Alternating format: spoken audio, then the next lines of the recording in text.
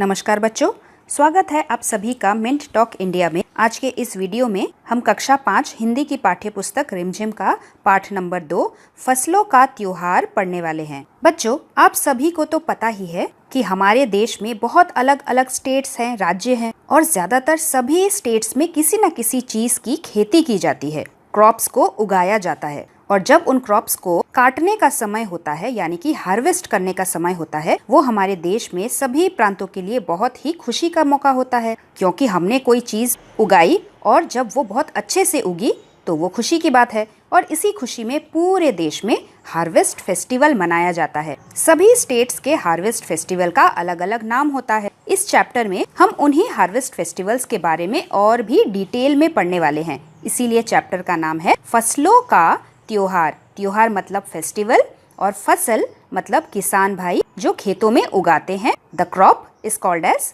फसल इन हिंदी। ये पाठ एक लेख है, यानी कि अलग अलग प्रांतों के फेस्टिवल्स के ऊपर लिखा गया है। हमारे चैप्टर की स्टार्टिंग बिहार स्टेट से होती है। बिहार में, उत्तर प्रदेश में जब हार्वेस्ट फेस्टिवल मनाया जाता है उसे हिंदी में खिचड़ी का त्योहार यानी कि मकर संक्रांति कहा जाता है। तो चलिए पढ़ना शुरू करते हैं। बिहार में ही रहने वाले एक परिवार की कहानी है ये। सुबह सुबह इनके घर में क्या चल रहा है। सारा दिन बोरसी के आगे बैठकर हाथ तापते हुए गुजर जाता है। बोरसी क्या है? बोरसी मिट्टी से बना एक पात्र होता है, एक वेसल होता है जिसमें हम कुछ लकड़ी के पीसेस डाल के उसे जलाते हैं और गर्मी के मौसम में अपने हाथ को तापते हैं। इससे हमें गरम गरम फीलिंग होता है और हमारी ठंडी थोड़ी कम होती है। तो इस परिवार के सभी लोग बोरसी के सामने बैठकर आग में अपने हाथ को ताप रहे थे और ऐसे ही इनका समय गुजर रहा था, स्पेंड हो रहा था। कहाँ तो खिचड़ी के समय धूप में गर्माहट की शुरुआत होनी चाहिए, यानी कि मकर संक्रांति के त्योहार के समय धूप में गर्माहट यानी कि सूरज के धूप में जो गर्मी है वो वार्मथ, वो गर्म की भाव थोड़ी ज्यादा होनी चाहिए। लेकिन यहाँ हम सूरज के इंतजार में आस लगाए बैठे हुए हैं। आस लगाकर बैठना यानी कि सूरज की प्रतीक्षा करते हुए बैठे रहना। सूरज के इंतजार में ये लोग क्यों बैठे हुए हैं? क्योंकि पूरे 10 दिन हो गए हैं, टोटल 10 डेज सूरज लापता है। लापता होना मतलब जिसे हम ढूंढ ना पाए। सूरज कहीं लॉस्ट हो गया है, क्योंकि उत्तर भारत में इतने कड़ाके की सर्दी पड़ती है, इतना फॉगी वेदर हो जाता है, क्लाउडी वेदर हो जाता है, सूरज की रोशनी जैसे ढक जाती है, हमें सूरज नजर नहीं आता। इसीलिए ये लोग बोल रहे हैं कि सूरज जैसे लापता हो गया है। और इसीलिए आज सुबह से तो रजाई से निकलने की हिम्मत ही नहीं हो रही थी। रजाई यानी कि क्विल्ट, एक मोटा सा कंबल। सर्दी के मौसम में इतनी ठंडी होती है बाहर कि ऐसा लगता है हम गरम गरम रजाई के नीचे ही सोए रहें। बाहर देखने से तो समय का अंदाजा बिल्कुल नहीं हो रहा था, क्योंकि बाहर बहुत ही क्लाउडी वेदर है, फॉग है, जिसका अंदाजा यानी कि अनुमान लगाना, आइडिया लगाना। क्योंकि अगर पूरे दिन भर ऐसा क्लाउडी मौसम रहेगा तो सूरज तो हमें दिखाई नहीं देगा और समय का अंदाजा बिल्कुल भी नहीं होगा। लेकिन घर में हो रही चहल पहल अब पता चल रही थी। चहल पहल यानी कि घर में होने वाली एक्टिविटीज जिससे कुछ आवाज पैदा हो, क्योंकि आज इनके घर में खिचड़ी का त्योहार जो था, रह रह कर मतलब बार बार कानों में कभी चापाकल के चलने और पानी के गिरने की आवाज। चापाकल यानी कि हैंड पंप। इस डंडे को दबा के अंडरग्राउंड वाटर को पंप करके, हाथ से ही पंप करके ऊपर निकाला जाता है। तो कभी किसी के हाँक लगाने की आवाज। हाँक लगाना यानी कि जब हम किसी को बुलाते हैं, ए सुनो, किसी को पुकारते हैं तो उसे कहते हैं हाँक लगाना। तभी दादी माँ बोली, जा भाग के देख, केरा के पत्ता आइल की ना। इस तरह की भाषा उत्तर प्रदेश और बिहार में अक्सर बोली जाती है। दादी माँ किसी बच्चे से बोल रही है कि भाग कर देख कर आओ कि केरा के पत्ता यानी कि केले के पत्ते आइल की ना, आए की नहीं। उसके बाद दादी बोली, आज ई लोग के उठे के नहीं खे का, आज ये लोग उठेंगे कि नहीं, बोल जल्दी तैयार हो खस। उनसे जाकर बोलो कि वो जल्दी उठकर तैयार हो जाए, अब तो उठने में ही भलाई है। उसके बाद सब उठ गए। नहा धोकर हम सभी एक कमरे में इकट्ठा हो गए। इकट्ठा यानी कि गैदर हो जाना। दादा और चाचा ने क्या सफ़ेद चकाचक मांड लगी धोती और कुर्ता पहना हुआ है। सफ़ेद चकाचक यानी कि एकदम वाइट ब्राइट। मांड लगी हुई, मांड वो पानी होता है जो हम चावल को पकाने के बाद चावल से ड्रेन आउट करते हैं, निकालते हैं। वो राइस का स्टार्ची वाटर होता है।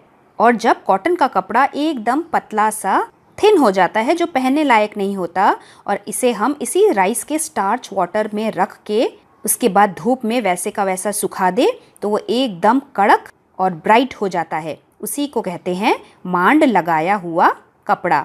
तो दादा और चाचा जी भी एकदम सफ़ेद चकाचक मांड लगी हुई धोती और कुर्ता पहने हुए थे। फेस्टिवल के टाइम हम स्पेशल कपड़े पहनते हैं। खिचड़ी में ऐसन ठाड़ हम पहले कबो ना देखनी, यानी कि खिचड़ी के फेस्टिवल के समय ऐसन ठाड़ मतलब कभी भी हमने ऐसी ठंडी पहले नहीं देखी। सारा देह पूरा शरीर कनकना देतात। ठंडी से पूरा शरीर में एकदम कपकपी सी मच रही है। देह यानी कि शरीर और कनकना यानी कि कपकपी। ठंड से हमारे शरीर में कैसे शिवरिंग आ जाती है, हमें बहुत ज़ोर की ऊ वाली ठंडी लगती है, उसे कहते हैं कनकनाने देने वाली ठंडी। पापा ने कहा शायद आज धोती में दादाजी और चाचा को कुछ ज़्यादा ही ठंड लग रही है। सामने मचिया पर, मचिया यानी कि छोटी सी चारपाई या बैठने की ऐसी जगह, छोटी सी स्टूल। सामने मचिया पर खादी की सफ़ेद साड़ी पहने, खादी एक तरीके का मोटा कॉटन का कपड़ा होता है, दादी माँ भी बैठी थी। आज दादी ने अपने बाल धोए थे, एकदम अच्छे से शैम्पू करके नहा धो के दादी माँ भी फेस्टिवल के लिए तैयार हो गई थी। उनके बाल भी कैसे लग रहे थे, झक सफ़ेद यानी कि एकदम ब्राइट वाइट, सेमल की रुई जैसे हल्के फुल्के बाल। एक तरीके का कॉटन जो सेमल के फूलों से जब फल बनता है तो वही फल जब ड्राई होता है तो उससे रुई निकलती है। तो दादी माँ के बाल भी छूने में ऐसे ही लग रहे थे जैसे कि सेमल की रुई। गौर से देखने पर, ध्यान लगा के देखने पर भी एक भी काला बाल नजर नहीं आ रहा था। बिल्कुल धुली धुली सी लग रही थी दादी। उनके सामने केले के कुछ पत्ते कतार में रखे हैं। केले के पत्ते जो बहुत लंबे लंबे होते हैं, ऐसे पत्ते दादी माँ के सामने कतार में यानी कि लाइन में रखे गए हैं। केले के पत्तों पर तिल, गुड़, चावल आदि के छोटे छोटे ढेर पड़े हैं। ढेर यानी कि हीप और पाइल ऑफ समथिंग। तिल तो आपको पता ही है, वाइट कलर के छोटे छोटे दाने जिसे खाने में भी यूज़ किया जाता है, जिससे हम तेल भी बनाते हैं, तिल के लड्डू भी बनते हैं छोटे छोटे से। गुड़ भी आपको पता है जिसे इंग्लिश में जैगरी बोला जाता है, ये भी बहुत मीठी होती है। सभी बच्चों ने हमें बारी बारी से उन सभी चीज़ों को छूने और प्रणाम करने के लिए कहा गया। जब सबने ऐसा कर लिया तो उन सभी चीज़ों को एक जगह इकट्ठा करके दान दे दिया गया। दान देना यानी कि किसी को कोई चीज़ देना और बदले में कुछ ना लेना। आज तो अप्पी दीदिया बुरी फंसी। अप्पी दीदिया यानी कि एल्डर सिस्टर है इन बच्चों की एक, वो बुरी फंसी यानी कि बुरी तरीके से फंस गई। कैसी फंसी? उन्हें ना तो चूड़ा दही ही पसंद है। चूड़ा क्या होता है? चूड़ा यानी कि पोहा, बीटन राइस फ्लेक्स। शायद आपने घर में भी खाया होगा। मकर संक्रांति के फेस्टिवल के समय लोगों के बीच में चूड़ा में दही को मिक्स करके खाने की प्रथा है। बच्चों की अप्पी दीदिया भी बुरी फंसी क्योंकि उन्हें ना तो चूड़ा दही पसंद है और ना ही खिचड़ी पसंद है। पर आज तो फरमाइशी नाश्ता नहीं चलेगा। फरमाइशी यानी कि हम मम्मी से रिक्वेस्ट करके, मम्मी को बोलकर जो नाश्ता हम अपने लिए बनवाते हैं उसे कहते हैं फरमाइश करना। लेकिन आज दीदियाँ फरमाइश नहीं कर पाएगी। उन्हें दोनों ही चीज़ें यानी कि चूड़ा दही और खिचड़ी दोनों ही चीज़ें खानी पड़ेंगी क्योंकि आज खिचड़ी जो है, आज फेस्टिवल है और फेस्टिवल के दिन घर में जो भी बनता है वही खाना होता है। खिचड़ी खाने के बाद सभी ने गया से आए हुए तिल, गया क्या है? गया एक जगह का नाम है बिहार में गया का शहर गंगा के नदी के पास ही स्थित है। यहाँ से लाए हुए तिल के चिक्की बहुत फेमस है। तो बच्चे भी गया से लाए हुए गुड़ और चीनी के तिलकुट को बड़े चाव से खाया। तिलकुट यानी कि तिल के बने हुए छोटे छोटे बिस्किट जैसी चीज। जैसे हम मूंगफली की बनाई हुई चिक्की खाते हैं, वैसे ही तिल से बनी हुई चिक्की ही मान लीजिए, जिसे तिलकुट कहा जाता है। ये भी खाने में बहुत टेस्टी होता है और गया की तिलकुट बहुत फेमस है। सभी बच्चों ने बड़े चाव से खाया, मतलब बहुत ही मन लगा के, इंटरेस्ट के साथ खाया। खाते खाते मैं सोच रही थी, ये मैं कौन है? ये मैं वही है जिन्होंने इस पाठ को, इस लेख को लिखा है। वो सोच रही थी कि कितनी अलग है ना ये खिचड़ी, यानी कि इस खिचड़ी का त्योहार जो अभी हम सब मना रहे हैं। स्कूल में हम जो खिचड़ी मनाते थे उसकी अलग ही मस्ती हुआ करती थी। छुट्टी का दिन नाव यानी कि बोट में बैठकर गंगा नदी की सैर करते थे। गंगा नदी इंडिया की सबसे लंबी नदी, क्योंकि ये बहुत सारे स्टेट से होकर गुजरती है। और गया कहाँ स्थित है? इस जगह पे, एकदम बिहार के सेंटर में, जहाँ से ये गंगा नदी गुजरती है। तो इस पाठ को लिखने वाली नाव में बैठते थे, गंगा नदी की सैर करते थे और फिर टापू पर बालू में दौड़ते थे। दौड़ते हुए पतंग उड़ाते थे। टापू यानी कि नदी के किनारे वाला हिस्सा। और यहाँ की मिट्टी कैसी होती है? एकदम सैंडी सैंडी महीन, जिसे बालू वाली मिट्टी कहा जाता है। तो ये सभी भी नदी के किनारे टापू पर बालू में दौड़ते हुए पतंग उड़ाते थे या फिर उड़ाने की कोशिश करते थे। इधर हम पतंग उड़ाते थे और वही थोड़ी दूर पर कुछ लोग क्या करते थे?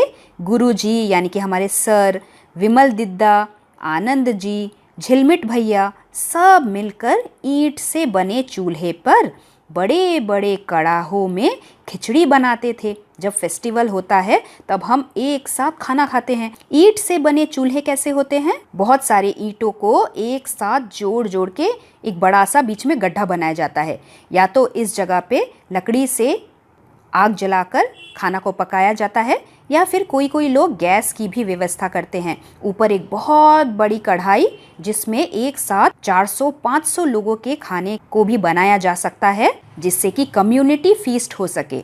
सभी बच्चे भी कभी कभी बीच बीच में अपनी पतंगों को सुस्ताने का मौका देते हुए, सुस्ताने का मौका मतलब उड़ाते उड़ाते थोड़ा रेस्ट लेना भी जरूरी है। पतंगे उड़ाते उड़ाते भी थोड़ा सा रेस्ट लेते थे और मटर और प्याज छीलने बैठ जाते थे। वैसी खिचड़ी फिर दोबारा खाने को नहीं मिली। वाकई यानी कि सच्ची में ढंग कैसा भी हो, ढंग यानी कि the way of celebrating the festival, ढंग कैसा भी हो पर है ये खुशियों का त्योहार। जनवरी माह यानी कि जनवरी मंथ के मध्य में, अराउंड द मिड जनवरी, 14-15 जनवरी के आसपास भारत के लगभग सभी प्रांतों में यानी कि सभी स्टेट्स में फसलों से जुड़ा कोई ना कोई त्योहार मनाया जाता है। रिलेटेड टू हार्वेस्ट कोई ना कोई फेस्टिवल होता है। कोई फसलों के तैयार होने पर खुशी बांटता है, यानी कि फसलों को हार्वेस्ट करके जब वो घर में लेकर आता है फसल तो उसकी खुशी मनाता है।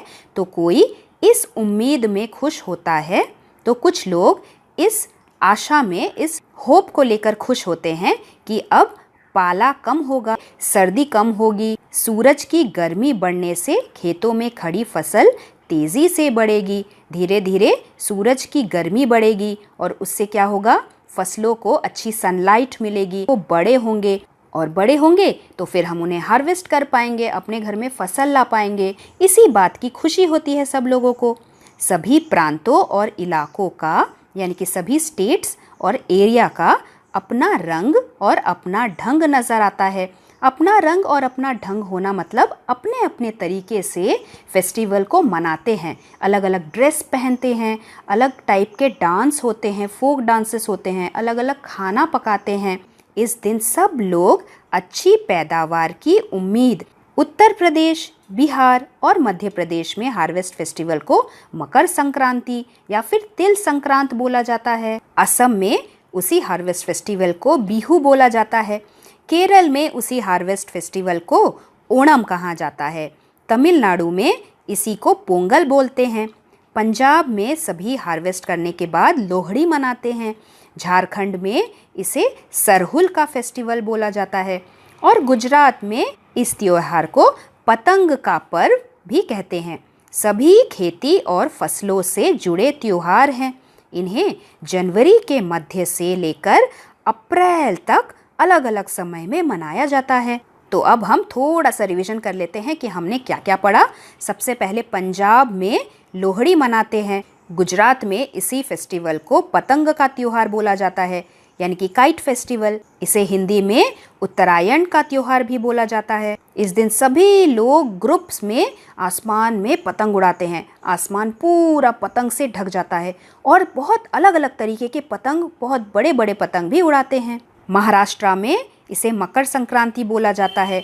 इस दिन लोग तिल गुड़ खाते हैं और एक दूसरे को बांटते हैं। वहीं कर्नाटका में भी इस दिन तिल, गुड़ और चने से बनी हुई मीठी पकवान बनाते हैं, पूजा करते हैं, गाय की पूजा करते हैं क्योंकि ये दूध देती है। घर में नया नया चावल आता है, धान की पूजा करते हैं, गन्ने की पूजा करते हैं। केरला में भी इस फेस्टिवल को ओणम कहा जाता है। तमिलनाडु में पोंगल बोला जाता है, जैसे हम इस फोटो में देख रहे हैं। उत्तर प्रदेश में तो मकर संक्रांति यानी कि खिचड़ी का फेस्टिवल आपने सुन ही लिया। इस दिन लोग खिचड़ी खाते हैं, चूड़ा दही खाते हैं और गंगा नदी में स्नान करते हैं। उसके बाद हमारे वेस्ट बंगाल में इसे पौष मकर संक्रांति या फिर पीठे पुली का त्योहार बोला जाता है। इस दिन चावल के पाउडर से तरह तरह की मिठाइयाँ बनती हैं और इसी तरीके की कुछ मिठाइयाँ आसाम में भी बनती हैं। आसाम में इसी फेस्टिवल को बिहू का फेस्टिवल बोला जाता है, जिसके बारे में आपने अपने पिछले क्लास ईटिंग टुगेदर में और भी डिटेल में पढ़ा है ना। इस दिन लोग मेजी जलाते हैं, बेला घर बनाते हैं।